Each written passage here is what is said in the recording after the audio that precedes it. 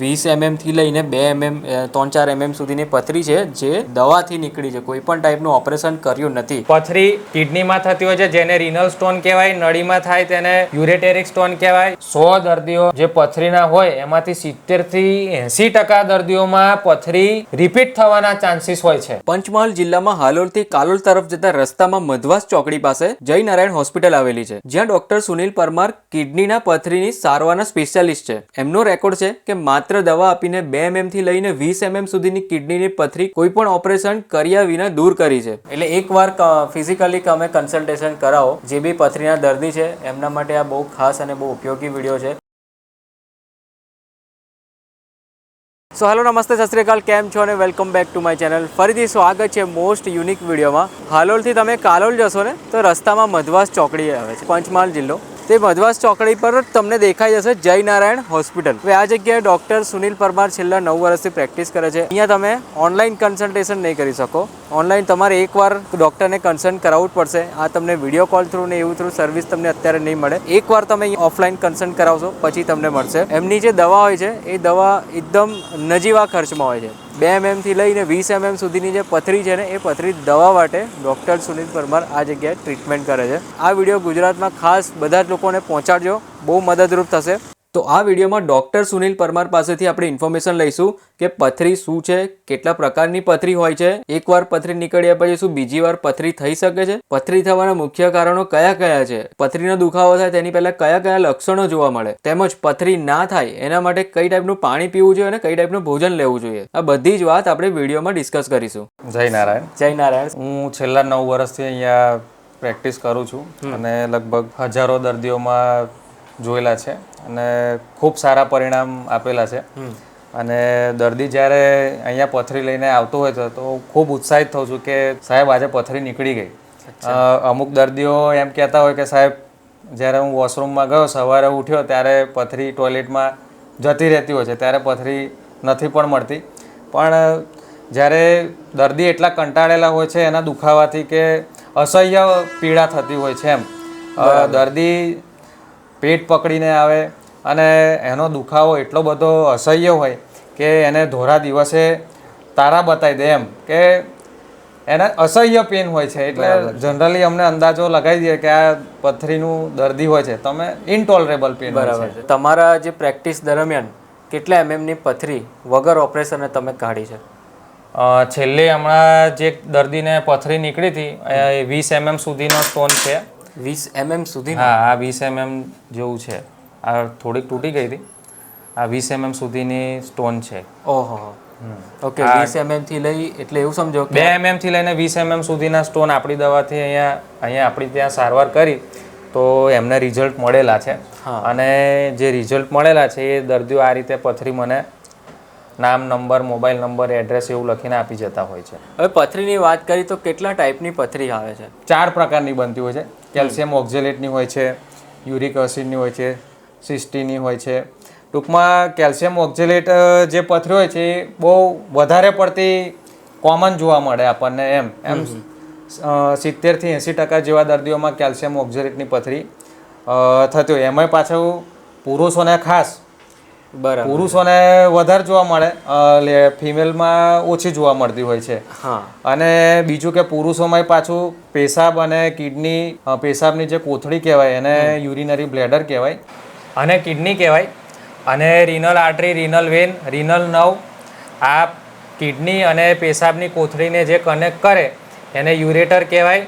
અને urinary bladder એટલે કે પેશાબ જ્યાં સ્ટોર થાય, અને ત્યારબાદ યુરેથ્રા કે જ્યાંથી યુરિન બહાર આવે. મુખ્યત્વે પથરી કિડનીમાં થતી હોય છે જેને રિનલ સ્ટોન કહેવાય, નળીમાં થાય તેને યુરેટેરિક સ્ટોન કહેવાય, પેશાબની કોથળીમાં થાય એને બ્લેડર સ્ટોન કહેવાય, અને પ્રોસ્ટેટમાં એને ફસાઈ જાય છે, યુરેથ્રાલમાં છેક આવે એને છેક બહાર આવી જતી હોય છે.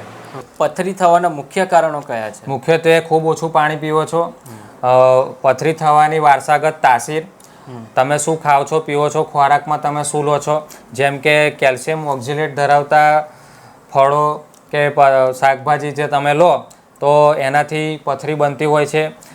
લાંબા સમયથી પથારીવશ રહેવું, વારંવાર પેશાબમાં ચેપ લાગવો, પેશાબને રોકી રાખવો, પછી હાઇપર પેરાથાઇરોઇડિઝમ, હોર્મોનની બીમારી હોય, યુરિક એસિડ જેને વધારે આવતું હોય, ગાઉટનો પ્રોબ્લેમ હોય, તેવા દર્દીઓમાં પથરીની બીમારી વધારે જોવા મળતી હોય છે.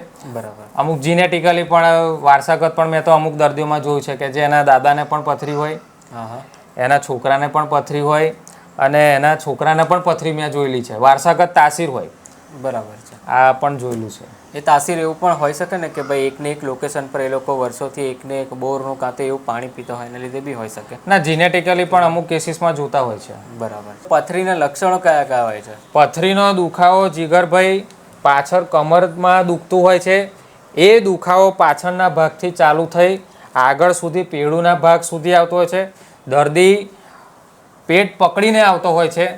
અમુક વખત તો સાહેબ પેશાબમાં ખૂબ બળતરા થાય, પેશાબ બંધ થઈ ગયો છે. મુખ્યત્વે કમરનો દુખાવો, પેડુના ભાગમાં પાછળના ભાગથી દુખાવો ચાલુ થઈ આગળ સુધી આવતો હોય છે. અમુક વખત એ દુખાવો સ્ક્રોટલ રિજિયન, પેશાબની જગ્યા સુધી કે થાઈના રિજન સુધી પણ જતો હોય છે. અમુક વાર દર્દીઓમાં પેશાબમાં મરચું મૂકે એવી લાઈ બળતી હોય છે. પેશાબ અટકી જતો હોય છે. લાલ પેશાબ આવો, ઉલટી આવા, ઉબકાવા આવા અને પથરીના લીધે તાવ આવો અને તેના લીધે લાલ પેશાબ, પથરીના લીધે લાલ પેશાબ આવો. આ મુખ્યત્વે એના લક્ષણો હોય છે. અને અમુક વખત જેમ તમને કીધું કે સાયલન્ટ સ્ટોન, દુખાવો ન કરતી પથરી, સાયલન્ટ સ્ટોન, અસિમ્પ્ટોમેટિક સ્ટોન ને સિમ્પ્ટોમેટિક સ્ટોન, એ સ્ટેગ હોર્ન જે જણાવ્યું કે જે સિંગડા આકારનો હોય છે, બધી સ્પેસ પૂરી થતી હોય છે. કિડનીમાં કેવું હોય કે ત્યાં સ્પેસ મળે, જેમ કે નળીમાં આવી ગઈ હોય તો સ્પેસ ઓછી મળે એટલે ત્યાં એનું ડાયામીટર જે હોય છે, નાની પથરી 2 mm ની પથરી પણ બૂમો પડાવી દેતી હોય છે. અને 50 mm ની 56 mm ની પથરી પણ 15-20 વર્ષે જ્યારે ડાયગ્નોસ થાય ત્યારે ખબર પડે કે આટલી મોટી પથરી થઈ ગઈ. એ અસિમ્પ્ટોમેટિક સ્ટોન જોવા મળતે છે. અમુક જણા રિટાયર થઈ ગયા.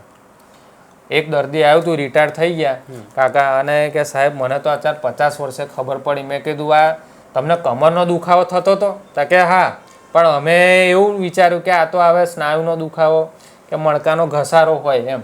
મિસડાયગ્નોસિસ થતું હોય છે. પથરીના લીધે કિડની બગડી જાય ખરી? કાં તો કિડનીનો કંઈક મોટો ઇસ્યુ થઈ જાય? પથરીના લીધે ચોક્કસ કિડનીને નુકસાન થઈ શકે છે. મેં આગળ પણ કીધું અને હજુ પણ કહું છું, પથરી ખૂબ ગંભીર સમસ્યા છે. દુખાવો બંધ થઈ ગયો એટલે પતી ગયું એવું માનવાની જરૂર નથી. કેમ કે 100 દર્દીઓ જે પથરીના હોય એમાંથી 70થી 80% દર્દીઓમાં પથરી રિપીટ થવાના ચાન્સીસ હોય છે. પહેલાં ઓપરેશન કરાવીને પથરી કાઢી નાખ્યા, પણ ફરી પાછું સાહેબ 5 વર્ષ પછી મને ફરી પથરી બની ગઈ. એટલે પથરીના જ્યારે નળીમાં આવીને અટકી જતું હોય છે ત્યારે હાઇડ્રોનેફ્રોસિસ થતું હોય છે. સ્ટેગ હોર્ન હોય કે જેમાં કિડનીનું ફંક્શન ક્રિએટિનિન જ્યારે કરાવતા હોય છે ત્યારે ખૂબ હાઈ આવતું હોય છે. નેફ્રોગ્રામ જ્યારે કરાવતા હોય છે ત્યારે કિડનીનું ફંક્શન, ઓલરેડી કિડની ડેમેજ થયેલી હોય છે, પ્રોપર એનું વર્કિંગ કરતી નથી.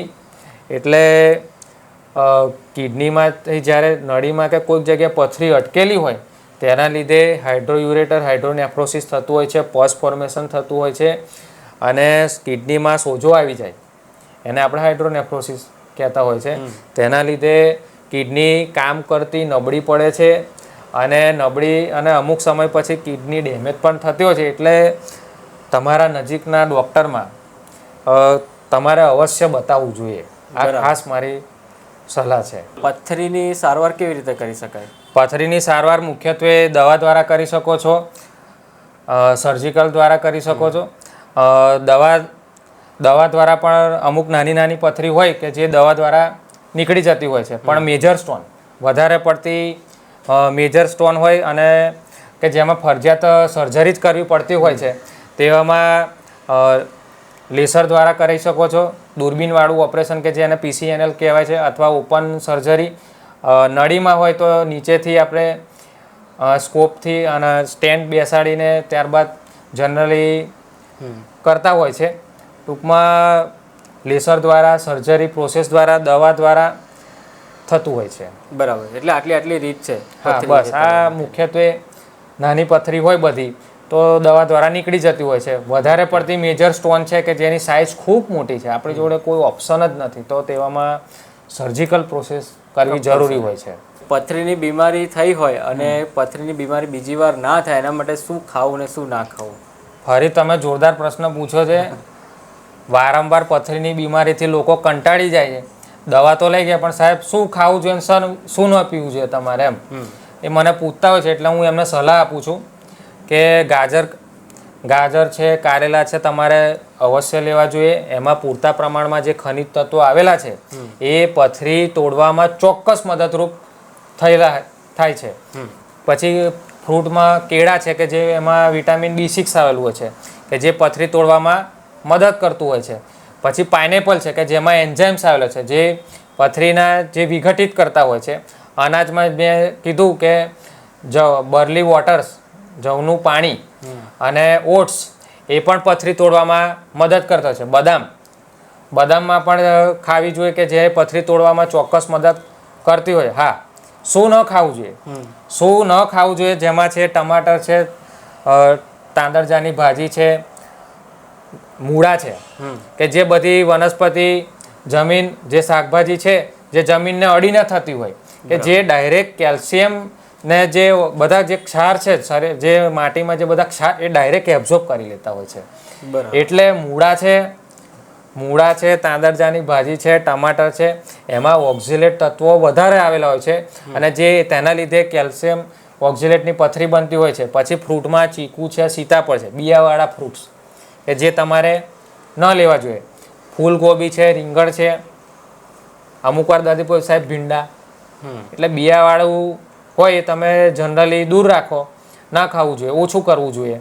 પછી જે દૂધની બનાવટો તમને જેમ આગળ કેલ્શિયમ છે વધારે પડતું, એટલે હા એક વસ્તુ મેન ખાસ મારે કહેવાની રહી ગઈ, વધારે પડતી ઉકાળેલી ચાના રસિયાઓ ખાસ ચેતી જજો. વારંવાર ઉકાળેલી ચા પીવાથી ચોક્કસ પથરી બનતી હોય છે, એમાં કોઈ બેશક નથી. ઘણા દર્દીઓને ચાની પીવાની લત એટલી બધી હોય છે, ભૂખ લાગી, તરસ લાગી, તરત ચા પી લે છે. અને જીગરભાઈ અત્યારે મેં બીજું ખાસ એક નોટિસ કર્યું છે જે છેલ્લા ઘણા સમયથી દર્દીઓ તપાસતો હોઉં છું કે એમાં ટોબેકો ચ્યુઇંગ, મસાલા કે પાન પડી ગઈ. એના લીધે ચોક્કસ દર્દીઓને એવું કે તમને તરસ લાગે છે, તો એ દર્દીઓ એવું કહેતા હોય છે કે મને ડ્રાયનેસ લાગે છે, એમ તરસ છીપાતી નથી. એ લોકો ભૂખ લાગે કે તરસ લાગે તો સીધી પડી. એટલે આ નવું એક રિસર્ચ જેવું લાગે છે મને કે આના કારણે પણ તરસ ઓછી થાય છે.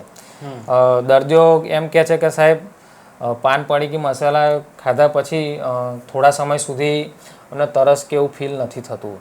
અચ્છા, આ એક મારું પર્સનલી, ફરી એ અલગ અલગ પણ હોઈ શકે છે. એમ વધારે પડતા કાજુમાં વધારે પડતા ઓક્ઝેલેટ આવેલા હોય છે, એટલે કાજુનું સેવન પણ તમારે ઓછું કરવું છે. પછી ડાર્ક ચોકલેટ વધારે પડતી ડાર્ક ચોકલેટ ખાઓ ને તોય પથરી બને. અને મેન પાણી ઓછું પીવો છો એટલે પથરી બનવાની જ છે. એમ માંસ, મરઘી, માછલી, ઈંડા કે જે નોન વેજીટેરિયન છે કે જે આ બધું ખાવાથી શરીરમાં યુરિક એસિડનું પ્યુરિન તત્વ વધારે પડતું બને અને એના લીધે યુરિક એસિડને જેને પથરી બનતી હોય, યુરિક એસિડ સ્ટોન, તો તેવા દર્દીઓને પણ આ વસ્તુ ઓછી લેવી જોઈએ. તો એ ઘરે બેઠા તમારે કન્સલ્ટ કરીને, વિડીયો કોલથી કન્સલ્ટ કરીને કે પછી એમને કમ્પલસરી એકવાર તો એમણે આવવું જ પડે પેશન્ટે? પથરી છે ને બહુ ગંભીર બીમારી છે. મુખ્યત્વે અહીંયા દર્દી જ્યારે આવતું હોય ત્યારે એની પ્રકૃતિ, એના રિપોર્ટ્સ, ઘણીવાર તો દર્દીઓ જોડે સોનોગ્રાફીનો રિપોર્ટ પણ હોતો નથી. જ્યારે જે દર્દી જોડે રિપોર્ટ જ નથી તો આપણને ખબર કઈ રીતે પડે કે એને ખરેખર પથરી છે? મિસડાયગ્નોસિસ પણ થતું હોય છે અમુક વખત. ઘણા દર્દીઓમાં જોયેલું છે મેં તમને કે કમરનો દુખાવો. બરાબર. એક દર્દી મારે ત્યાં આવ્યું હતું કે જેને લંબર સ્પોન્ડોલિસિસ હતું, ગેપ પડી ગઈ હતી અને એની સાથે સાથે રિનલ સ્ટોન પણ ડાયગ્નોસિસ થયું હતું. એટલે જે કમરનો દુખાવો હોય, આ ખાસ ધ્યાન રાખવા જેવી બાબત છે કે કમરનો દુખાવો જો થતો હોય તો એટલીસ્ટ તમે એક્સરે, લંબર, એપી કે લેટરલ પણ જોઈ લેવું જોઈએ અને એક સોનોગ્રાફી પણ જોઈ લેવું જોઈએ કે જો ખબર પડતી હોય છે એમ. બરાબર છે. અને ધારો કે કોઈ દર્દીએ અહીંયા ના હોય, વિડીયો કોલથી કરવું હોય, એ લોકો પાસે સોનોગ્રાફીથી લઈને બધા એક વખત અહીંયા રૂબરૂ બતાવી જાય હા તો જનરલી મારે હું રિપોર્ટ્સને એનું બધું જોઈ, એનું પ્રકૃતિ જેમ કે એનું શું કારણ છે, બીજા એની એસોસિએટેડ કઈ કઈ બીમારી છે, એની પાસ્ટ હિસ્ટ્રી શું છે, પહેલાં ઓપરેશન કરાયેલું છે કે નથી કરાયેલું છે, દિવસનું કેટલું પાણી પીવે છે, કયા વાતાવરણમાં કયા આબોહવામાં કામ કરે છે, એની હેબિટ શું છે, આ જનરલી હું બધું પૂછતો હોઉં છું જીગરભાઈ. કેટલી ચા પીવે છે, શું ભાવે છે, શું નથી ભાવતું, ટૂંકમાં એનો અભ્યાસ કરીને ત્યારબાદ જ આપણે સારવાર ચાલુ કરતા હોય. આપણે ફિઝિકલ કન્સલ્ટેશન તમારે કરવું કેમ કે પથરી બહુ ગંભીર દુખાવો, જ્યારે દુખાવો થાય ને ત્યારે ખબર પડે કે ના આ તો બહુ ગંભીર બીમારી છે. તે દુખાવો થાય ત્યારે અત્યારે શું થઈ ગયું છે જીગરભાઈ કે દુખાવાનું ઇન્જેક્શન લીધું કે પેન કિલર લીધું, દુખાવો બંધ થઈ ગયો એટલે આપણને પથરી મટી ગઈ, આ વસ્તુ થતી હોય છે. અને તમારા જે ફેમિલી ડૉક્ટર હોય કે નજીકના ઓળખીતા ડૉક્ટર હોય, દુખાવો બંધ થઈ ગયો, પથરી મટી ગઈ, એવું નથી થતું. બરાબર. ધીમે ધીમે એ જે કિડનીમાં, નળીમાં કે પેશાબની કોથળીમાં જે પથરી ધીમે ધીમે ધીમે ધીમે એની સાઇઝ એનલાર્જ થતી હોય છે અને તેના પરિણામ સ્વરૂપ મોટી થતી હોય છે. એટલે ત્યારબાદ સીધું છેલ્લે ડાયગ્નોસ કરવું અને ત્યાં સુધી દર્દીને લેટ થઈ જતું હોય છે. એટલે પથરીની સારવાર હંમેશા એક વખત તમે જો સ્ટાર્ટ કરો તો એની ટ્રીટમેન્ટ અધૂરી ના મૂકવી જોઈએ.